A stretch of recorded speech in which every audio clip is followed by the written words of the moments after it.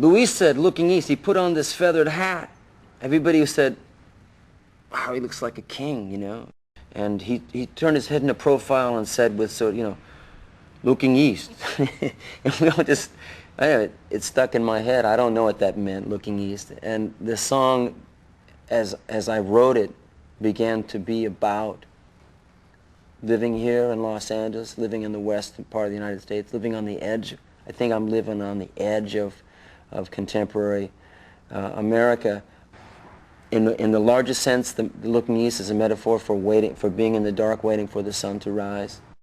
So a simple phrase like looking east, as I develop it, as it turned into a song, begins to resonate with a number of real fundamental realities about the time and the place. And I literally sat down next to Jackson and I started listening to these words and I started looking at him and he was looking at me smiling, and I started to realize that this song is about me. Somehow I believe I said looking east, or mirando al este, which is in Spanish. And Jackson said, oh, that's a great title for a song, or something like that. This is actually a Senegalese hat. And this is Argentinian bombo. And which way is this? Is it this way? Yes. There it is. Can I get you guys to play the gallopy thing? 1, 2, 3.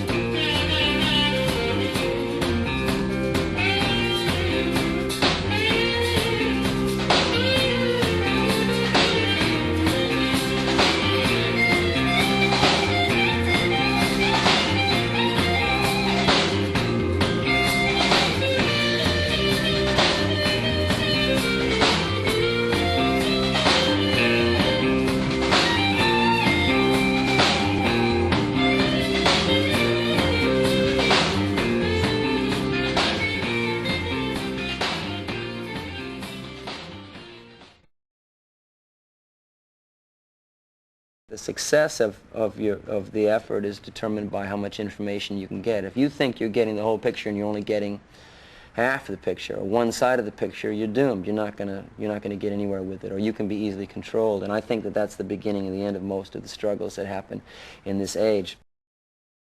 Since you spent the money, I'm going to teach you how to be a successful recording musician. Got to get the stuff. Old guitar, old amp. This one is a Fender. Back there, we have a Fender. Up there, we got a Fender. I don't know what the rest are.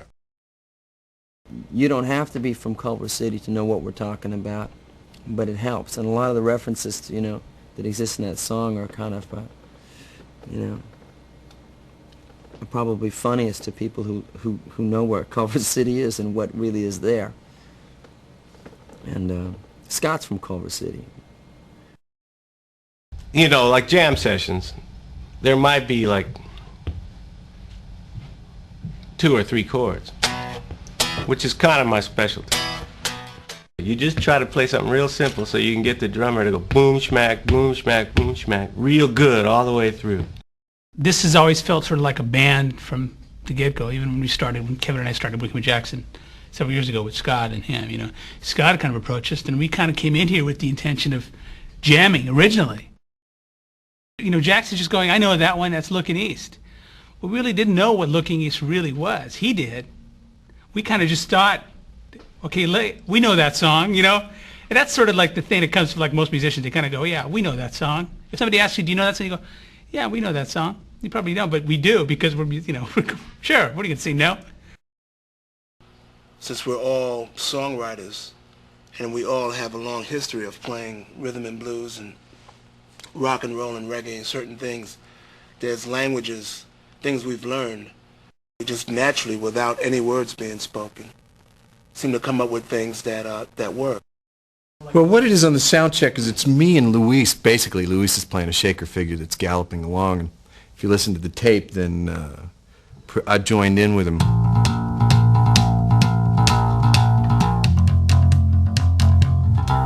And then as the tape goes and other instruments join in, it got a little bit bigger and bigger, but that's a sound check in stereo, and people are just kind of funning around. And when you actually try to make it into a record, you have to.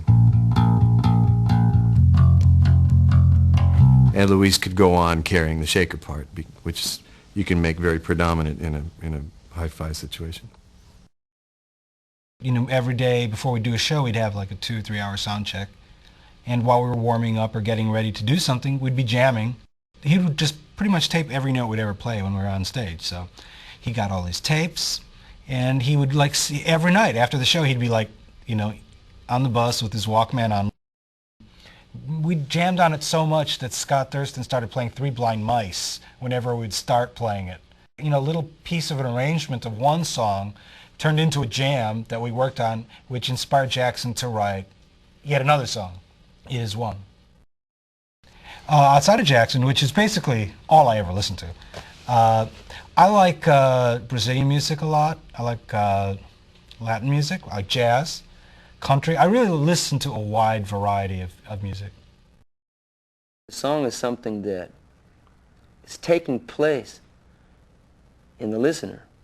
There's the song that I give you, and there's the song you receive, and very often they're 2 different songs. Very often it's a bridge, to use a metaphor. It's a bridge between us in time. It's for that moment. We're both hearing the same thing.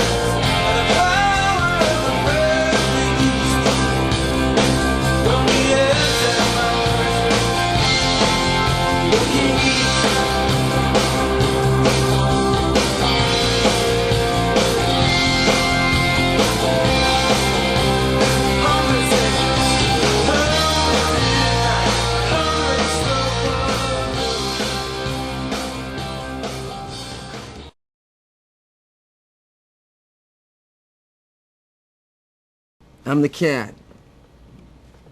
I'm the cat. I am the cat.